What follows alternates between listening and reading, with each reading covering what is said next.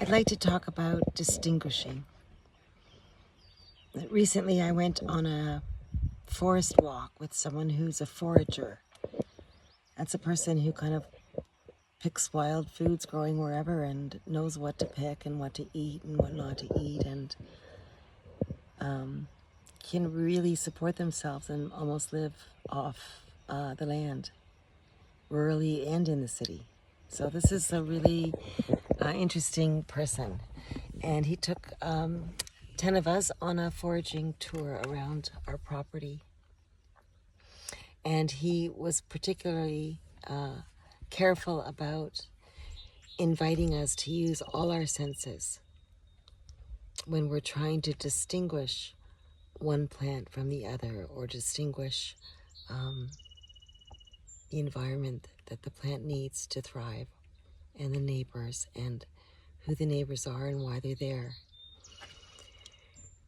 So we had a whole experience about tuning into our senses, and I'm telling this story because I think it's a really beautiful metaphor for distinguishing, because as he brought us closer together and quieter with our surroundings and with each other and with our relationship with the plants, we started to notice things that we wouldn't, I don't think otherwise would have noticed.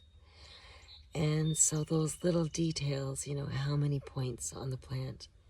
Well, this plant has 5 points, and it's totally nutritious and full of nutrients. And this plant has 3 points. It looks like 5, but it's actually 3 if you look closely, and it's poisonous. So you start to kind of like tune in, and we're feeding on purple flowers that we can eat. I'm so delighted we can eat these purple flowers, but there are purple flowers you can eat that will make you sick. Distinguishing which purple flowers you can eat, which ones you can't. You have to use all your senses. You have to go real close and far away and know that the environment is changing around the flower and that you're changing. And in that change, the distinguishment of what's present becomes more or less available, I think. So I thought that was a beautiful metaphor for distinguishing language, the things that we're doing in the visionary program.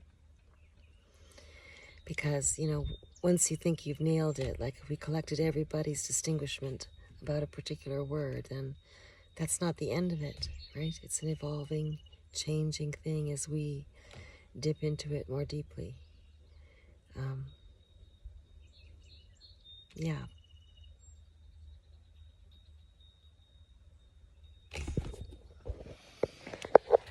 I wanted to say something else about that, but I'm just trying to remember.